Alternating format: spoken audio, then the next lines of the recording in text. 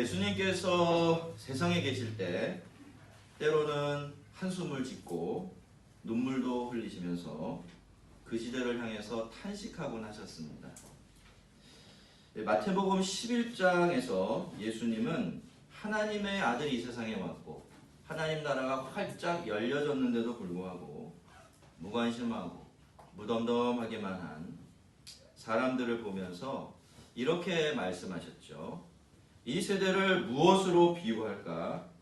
비유하건대 아이들이 장터에 앉아 제 동물을 불러 이르되 우리가 너희를 향하여 피리를 불어도 춤추지 않았고 우리가 슬피 울어도 너희가 가슴을 치지 아니하였다 함과 같도다. 여러분, 예수님께서 보시기에 그 시대의 문제는요, 그들이 기본적인 인간다움을 잃어버렸다라는 것이었습니다. 예수님이나 세례 요한에 대한 냉랭한 반응, 또 하늘나라에 대한 미적지근한 태도들, 타인에 대한 냉소와 무관심, 이런 모든 증상들이 전부 다 그들의 그러한 마음의 질병으로부터 나온 것이다 라고 진단을 하셨던 거예요. 기뻐할 일이 있을 때 함께 기뻐할 줄 아는 것, 그리고 슬픈 일이 있을 때는 함께 슬퍼할 줄 아는 것, 이것은 특별한 것이 아니죠. 이건 인간다움의 기본 중에 기본입니다. 그런데 친구가 피리를 불어도 춤을 추지 않습니다. 친구가 슬프게 통곡을 해도 옆에서 가슴을 쳐주지 않아요. 그래서 예수님도 그렇게 한탄하신 것이지만 사도 바울도 자신의 사랑하는 아들 같은 디모데에게 말세에 대해서 이야기하면서 이런 이야기를 한 적이 있습니다. 말세가 되면 사람들이 무정해질 거라고 말이죠. 여러분, 무정함이 뭡니까? 냉정한 거예요. 공감하려고 하지 않는 겁니다. 너무나 자기중심적이기 때문에 다른 사람의 슬픔에도 아픔에도 관심이 없어서 함께하지 못하는, 전혀 다른 사람에게 감정이입이 안 되는, 그리고 그렇게 하고 싶어 하지도 않는 그런 마음 상태가 바로 무정함이죠. 그런데 이 무정함이란 세상의 마음입니다. 말세의 마음이에요. 하나님의 심판을 자초하는 그런 마음이기도 한 겁니다. 그렇기 때문에 여러분, 우리는 무정하면 안 됩니다. 냉정하고 무관심하면 안 돼요. 너는 너, 나는 나, 그저 내 행복만 생각하느라고 그렇게 차가운 마음으로 살아가면 안 됩니다. 예수를 믿는 시간이 길어질수록 우리의 마음속에서는 어떤 변화가 일어나야 될까요? 친구가 피리를 불어주면 춤을 출 수 있는 마음, 그리고 친구가 슬퍼하면 옆에서 같이 가슴을 치며 아파할 수 있는 마음, 그런 마음이 우리 마음속에 더 깊어지고 풍성해지도록 변화되어져 가야 합니다. 그런 인간다움이 우리 안에 점점 더 많아져야 돼요. 죄와 욕심은 사람을 무정하고 냉정하게 만들지만 하나님의 은혜는 그 사람의 마음을 따뜻한 공감의 사람으로 만들어주기 때문이죠. 그러니 은혜 있다라고 하면서 무정한 마음으로 살아갈 수는 없는 것입니다. 지난주에 우리는 다윗이 사울의 죽음을 마음을 다해 슬퍼하는 장면을 좀 짚어봤는데요. 그런데 여러분, 다윗뿐만이 아니라 그때 다윗의 주변에 있었던 다윗의 사람들도 다윗과 똑같이 슬퍼했다라는 것은 무엇을 말할까요? 그들이 그렇게 서로서로 닮아가고 있었다는 뜻이에요. 그리고 그것은 다윗이 그동안 자신을 따르는 사람들을 어떤 방식으로 돌보았는지를 보여주는 증거가 되기에 충분합니다. 다윗에게는 어떤 사람들이 모여들었죠? 한마디로 온갖 잡스러운 사람들이 모여들었는데 이 사람들은 어떤 사람들입니까? 세상에서 큰 상처를 받은 사람들, 그리고 세상에서 떨려난 사람들이에요. 남자들이 제일 좋아하는 프로그램이 뭐죠? 나는 자연인이다. 예요, 그죠? 그걸 보면 가슴이 아파요. 왜냐하면 그분들의 거의 대부분이 자기가 좋아서 거기 간 게 아니에요. 사람들에게 상처받고 세상에 떨려나서 세상에는 있을 수 있는 자리가 없기 때문에 혼자 그 산으로 들어가 버린 거죠. 그런 사람들이 다윗의 주변에 모여들었으니 그 사람들의 원래 마음 상태는 어땠을까요? 굉장히 거칠어져 있었겠죠. 또 자기 바깥 세상에 대해서 꽁꽁 닫혀진 마음을 가졌을 겁니다.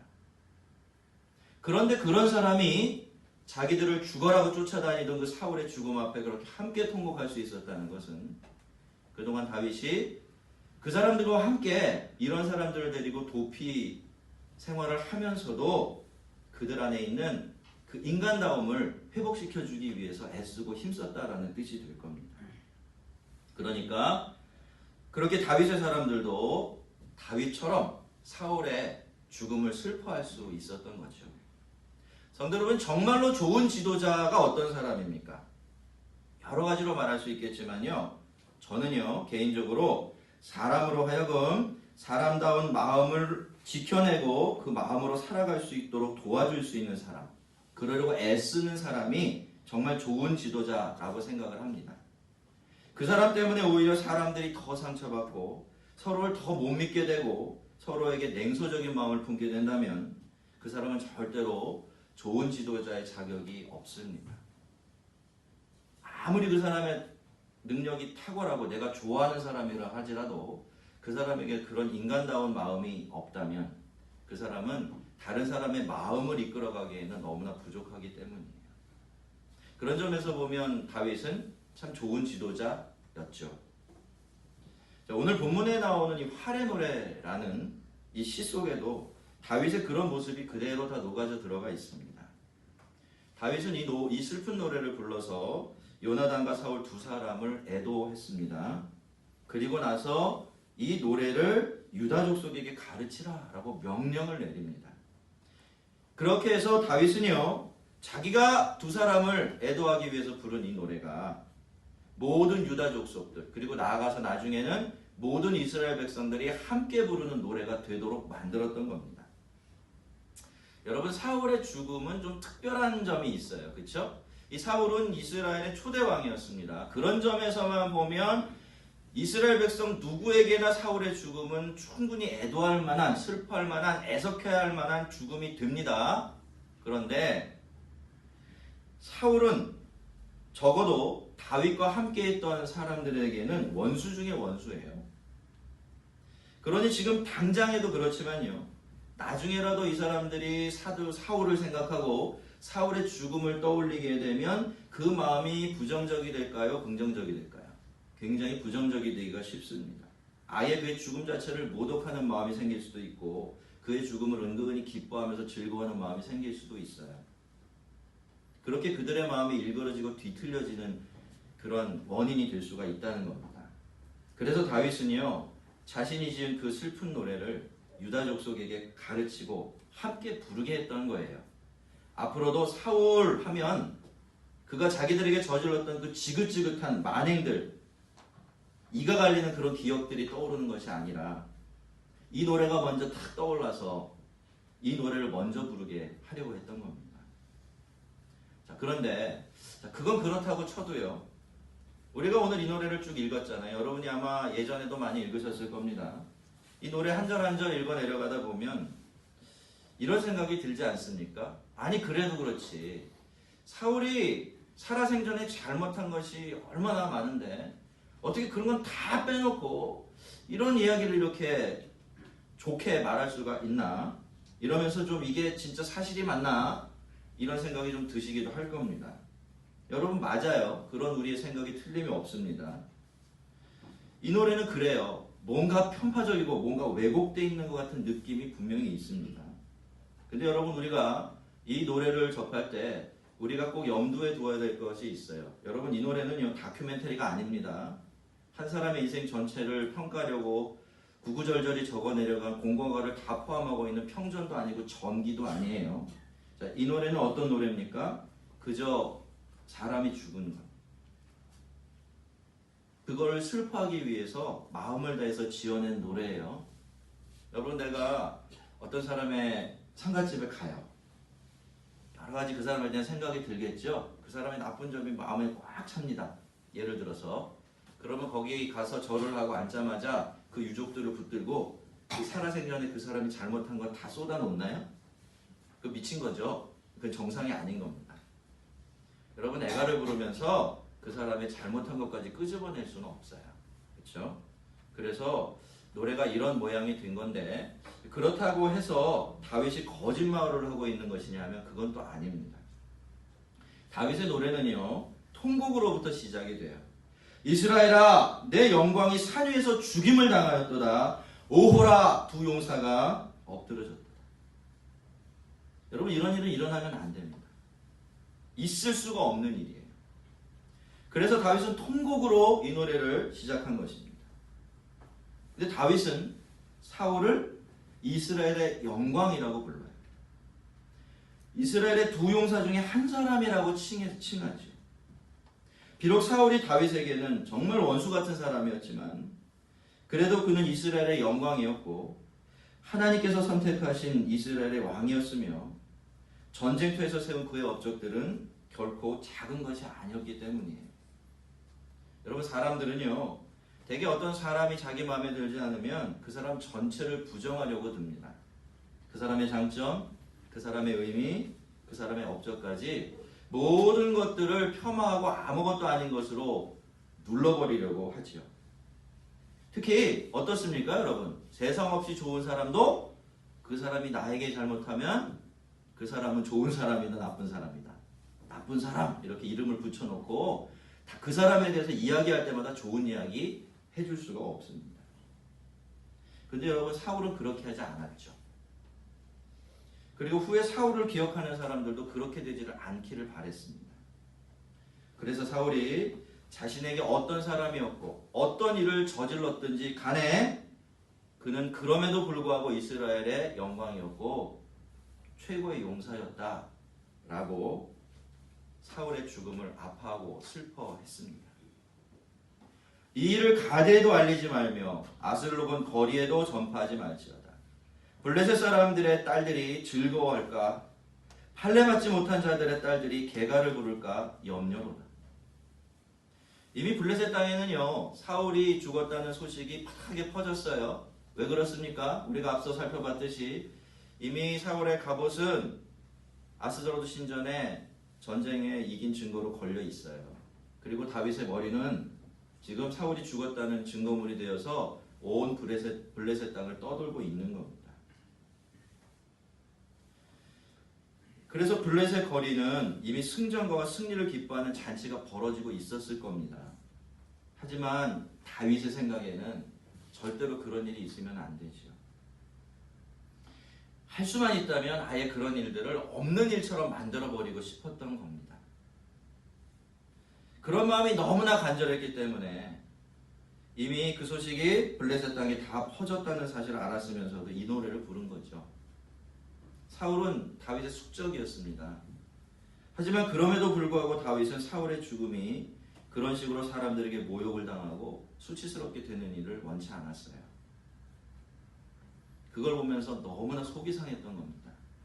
그래서 그런 마음을 이렇게 절절한 식구로 옮겨내게 된 거죠. 길보아 산들아 너희 위에 이슬과 비가 내리지 아니하며 재물 낼 밭도 없을지어다. 거기서 두 용사의 방패가 버림받음이니라. 곧 사울의 방패가 기름 부음을 받지 아니함같이 됨이로다. 다윗이 이번에는 길보아 산을 저주해요. 산이 무슨 죄가 있다. 그렇지만 거기서 두 사람이 죽은 거죠. 그 산이 없었다면 우리는 그렇게 생각하잖아요. 늘 감정적으로. 그 산만 없었다면 두 사람이 안 죽었을 텐데. 산 탓이 아닌데도 탓을 하게 됩니다. 지금 다윗의 눈에 보이는 것은요. 전장에 나온 인구는 방패예요. 늘 기름이 잘 발라져서 잘 관리된 상태로 두 사람의 손에 딱 들려져서 두 사람의 생명을 지켜주었던 그 방패들 눈에 보입니다. 근데 이제 그 방패가 어떻게 되었습니까? 더 이상 주인이 없어요. 그렇게 기름칠을 해서 돌봐줄 사람도 없고요. 그냥 아무렇게나 던져져서 먼지구덩이 속에 골려다니는 그 방패가 마음의 눈에 들어온 겁니다. 다윗의 마음은 찢어진 거죠. 그래서 그렇게 아무런 잘못이 없는 애매한 길보아 산을 향해 부질없이 저주를 퍼부고 있습니다. 죽은 자의 피에서 용서의 기름에서 요나단의 활이 뒤로 물러가지 아니하였으며 사울의 칼이 헛되이 돌아오지 아니하였도다. 그간의 일들로 보면 두 사람이 이렇게 죽을 수는 없어요. 두 사람의 활과 칼은 단 한 번도 패배한 적이 없기 때문이에요. 두 사람은 그만큼 용맹했고요. 그만큼 강했습니다. 두 사람은 언제나 이스라엘에게 하나님의 승리만 선물로 가져다 주었습니다. 그런데 그날은 어떻게 된 겁니까? 한날 한시에 이 두 사람이 한꺼번에 목숨을 잃었습니다. 저 세상 사람이 된 거죠. 사울과 요나단이 생전에 사랑스럽고 아름다운 자이러니 죽은 때에도 서로 떠나지 아니하였도다. 여러분, 이 부분에서 다윗이 노래하는 건 두 가지이지요. 첫째로 살아생전에 사울과 요나단 참 사랑스럽고 아름다운 사람이었다라는 겁니다. 그리고 두 번째로 이 사람들이 살아생전에 너무나 친밀하고 서로를 사랑했기 때문에 그때도 둘이 떨어진 적이 없었는데 그것이 죽음까지 이어졌구나, 이렇게 노래하고 있는 거예요. 참 슬프지만 그래서 더 아름다운 이야기이기도 해요. 그런데 여러분, 문제가 하나 있죠. 우리가 아는 두 사람의 이야기, 아무래도 이거하고는 좀 차이가 있지 않습니까? 요나단은 분명히 아름다운 사람이었죠. 사랑스러웠던 것이 맞습니다. 그가 하나님 앞에서, 그리고 다윗을 위해서 살아낸 그 사랑이 넘치는 겸손한 삶을 생각해보면 정말 이 요나단같이 아름다운 인물이 없구나, 요나단처럼 사랑스러운 사람이 없구나 라는 생각을 하게 됩니다. 그런데 여러분, 살아생전에 두 사람의 관계가 그렇게 친밀했습니까? 아니죠. 결국에는 다윗 때문에 요나단은 자기 아버지를 완전히 버리고 떠나게 됩니다. 그리고 아무래도 사울은 아름답다라고 할 만큼 아름다운 구석이 없어요.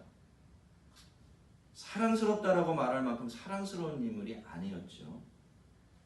그런 것과는 우리가 지금까지 살펴본 사울의 모습이 너무나 거리가 멉니다. 그런데도 다윗은 이상하게 그렇게 노래하고 있어요. 이상하죠? 그런데 전혀 이상하지 않습니다. 만약에 그것이 다윗이 늘 다윗 자신의 마음속에 품고 있었던 두 사람의 모습이었다면 이렇게 노래하는 게 전혀 이상한 일이 아닙니다. 여러분, 다윗은 사울이 괴물처럼 변해버리기 전에 그 두 사람의 모습만을 기억하고 있는 거예요. 두 사람 모두 너무나 아름답고 두 사람 모두 너무나 사랑스러웠던 시절, 그렇게 아버지와 아들로서 서로를 아끼고 사랑하며 살아가던 그때를 추억하고 있습니다. 그래서 두 사람을 다윗은 그런 식으로 노래할 수 있었던 거죠. 그런데 여러분, 다윗이요, 특별히 사울을 이런 식으로 기억하고 있다라는 자체가 기적 같은 일이에요. 어쩌면 다윗에게 두 사람은 늘, 그리고 사울은 특별히 언제나 그런 모습으로 기억되고 있었던 것 같아요. 그래서 그렇게 노래했던 것이겠죠. 자, 그렇다면 어떻습니까? 그거 정말 놀라운 일이 될 수밖에 없습니다. 그래서 제가 한번 생각을 해봤어요. 그러면 도대체 언제, 어떤 경우에 다윗 같은 사람이 사울 같은 사람을 향해서 사랑스럽다, 아름답다 라고 이야기할 수 있게 되어질까? 그랬더니 답이 떠오르더라. 이미 사무엘상에 그 답이 많이 들어있었어요. 그 답이 뭡니까? 다윗은요, 이미 오래전에 사울을 용서했던 거예요. 그리고 그래서 그 다윗 사울을 사랑하고 있었던 거죠. 여러분, 사람은 그렇습니다. 어떤 사람을 용서하지 못하고 계속 미워하고 있을 때는요, 그 사람의 단점만 보이고 어두운 면만 부각돼요. 여러분, 잘 들어보세요. 이게 우리의 마음입니다. 이 마음을 처리할 수 있으면 얼마든지 미운 사람도 사랑할 수 있고요, 그 사람을 내가 진짜로 사랑하는 사람과 비슷한 방식으로 대할 수 있는 길이 열리게 됩니다. 여러분, 사람은 그래요. 사람의 마음이라는 게 그래요. 어떤 사람을 용서하지 못하고 그래서 계속 미워하고 있을 때는 그 사람의 좋은 점이 전혀 눈에 들어오질 않습니다. 그런데 어느 날 그 사람을 진심으로 용서할 수 있게 되면 그러면 그때부터 그 사람을 사랑할 수 있게 되어지죠. 그러면 그때부터 그 사람에게는 그 사람의 단점이나 어두운 점이 더 많이 생각나는 것이 아니라 그 사람의 장점이나 아름다운 부분이 더 많이 생각나기 시작해요. 이게 이런 이유 때문이에요. 좋아서 그런 게 아니라 이런 겁니다. 내가 알고 있는 저 사람의 장점, 저 사람의 아름다움이 있어요. 그렇죠? 원래 그가 그런 사람이에요. 원래 그는 그런 사람으로 살아야 돼요. 그렇게 아름답고 고상하게 훌륭한 삶을 살 수 있는 사람입니다. 그런데 지금은 안 그런 거예요. 지금은 그 좋은 것 많이 잃어버린 상태에서 그렇게 살아가고 있는 거죠. 그러니까 그게 안타깝습니까? 안 안타깝습니까? 굉장히 안타까운 일이 돼요. 그러다 보니까 거기에 집중하게 돼서 그 사람이 그런 사람이었는데 라고 하면서 그 사람을 그렇게 아름답고 귀한 사람으로 기억할 수 있게 되는 것입니다. 성도 여러분, 우리는 서로를 어떤 모습으로 기억하고 있습니까? 그 사람 하면, 그 집사 하면, 그 목사 하면 어떤 모습이 떠오르세요? 그 사람 좋은 사람입니까? 아름답고 사랑스러운 사람인가요? 만약에 그렇지 못하다면요, 빨리 용서해야 돼요. 꼭 용서하고 다시 사랑해야 돼요. 용서할 것 없는데요? 그럴 수도 있습니다. 그러나 그런 분은 용납하셔야 돼요. 용납하지 못하는 부분이 있기 때문에 그 사람이 좋아 보이질 않는 겁니다. 꼭 용서하고 용납한 다음에 다시 사랑해야 돼요. 힘들더라도 말이죠. 그러면 어둠이 거치고 빛이 비춰지기 시작합니다. 그리고 여러분 또 한 가지 여러분에게 부탁드립니다. 우리 서로 기대해주고 기다려줍시다.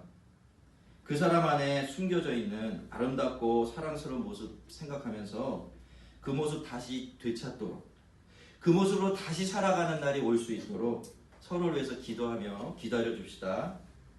그것이 성도이고요. 그것이 교회가 함께 살아가야 될 방식입니다. 왜냐하면 우리는 다 그러한 주님의 은혜 덕분에 살아가고 있기 때문입니다. 이스라엘 딸들아, 사울을 슬퍼하며 울지어다. 그가 붉은 옷으로 너희에게 화려하게 입혔고 금 놀이개를 너희 옷에 채웠도다. 사울은 천천히요, 다윗은 만만히로다 라고 노래 불렀던 그 이스라엘 여인들의 입장에서는 사울의 죽음이 은근히 기쁜 일이 될 수도 있겠죠. 하지만 그러면 안 되죠. 이 사람에 대한 사랑이 너무나 깊어서 그것이 저 사람에 대한 미움이 되고 증오가 되면 안 되는 겁니다. 그래서 다윗은요, 이스라엘들의 딸들을 향해서 사울을 슬퍼하며 울라 라고 이야기해요. 그가 붉은 옷으로 너희에게 화려하게 입혔고 금놀이개를 너희 옷에 채웠도다 라고 일깨워 주면서 말이죠. 우리는 사울이라고 하면요, 이 사람은 실패한 왕이다 라는 이미지만 떠올리죠. 그러나 여러분, 그것은 성경의 판단이고 하나님의 평가이지 현실적으로 볼 때도 사울이 엉망진창인 왕이었던 것은 아닙니다. 그는 길보아 산에서 전사하기 이전까지 단 한 번도 전쟁에서 져본 적이 없는 사람이었어요. 이 블레셋 사람들과 싸워서 늘 이기기만 했던 거예요. 그게 무슨 뜻입니까? 그 덕분에 이스라엘이라는 나라는 태평성대를 누렸고 엄청난 부를 얻었다는 뜻이에요. 그러니 이것이 다 이스라엘 여인들의 영광과 기쁨으로, 풍족한 삶으로 이어졌겠죠. 여러분, 사울이 어떤 인물이었던지 간에 다윗 개인에게는, 사울은 이스라엘 백성들에게는 참 좋은 왕이었어요. 다윗의 문제만 빼면, 그것 때문에 저지른 잘못들만 빼면 왕으로서는 굉장히 훌륭한 인물이었던 거죠. 그래서 다윗은 이스라엘 여인들에게 너희는 그 점을 잊으면 안 된다고, 그래도 그는 이스라엘의 왕이었고 정말 훌륭한 왕이었다라고 다시 말해주고 있습니다. 내 형 요나단이여, 내가 그대를 애통함은 그대는 내게 심히 아름다움이라. 그대가 나를 사랑함이 기하여 여인의 사랑보다 더하였도다. 사실 다윗은 가족으로부터도 그런 사랑 받아본 적이 없었어요. 늘 가족들에게 무시당하고 또 질투를 사면서 그렇게 살았지요.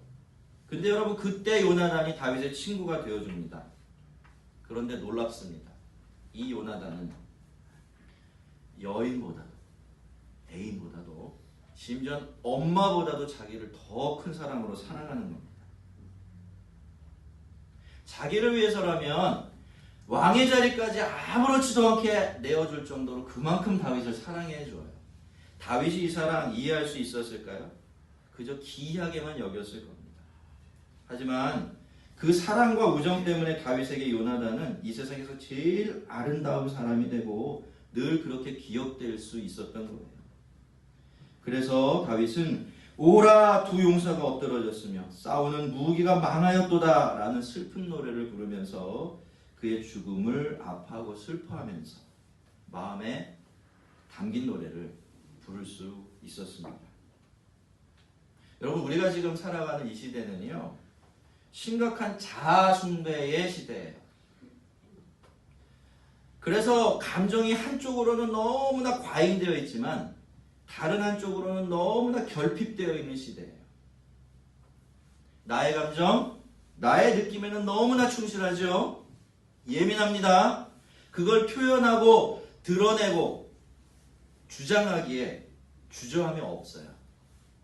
하지만 다른 사람들의 아픔과 슬픔에 대해서는 좀처럼 공감하지 못하는 그런 시대가 바로 지금 우리가 살아가고 있는 시대예요. 우리 주님께서 오늘 이 말씀 우리에게 주시면서 이런 시대를 살아가는 우리들에게 그렇게 말씀하고 계세요. 얘들아, 나는 피리를 불 테니까 너희는 춤을 추거라. 내가 슬퍼하면 너희도 가슴을 쳐야 한다 라고 말이죠. 나의 이스라엘이 되어서 나와 함께 나와 같은 노래를 불러달라고 우리 주님 오늘 그렇게 우리에게 부탁하고 계십니다.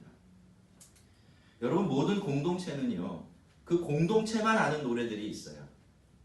그 공동체가 다 함께 부를 줄 알고 그렇게 함으로써 자기를 나타내고 스스로를 확인하게 해주는 그런 노래들이 있어요. 그러면 성도의 노래, 교회의 노래는 어떤 노래가 되어야 할까요?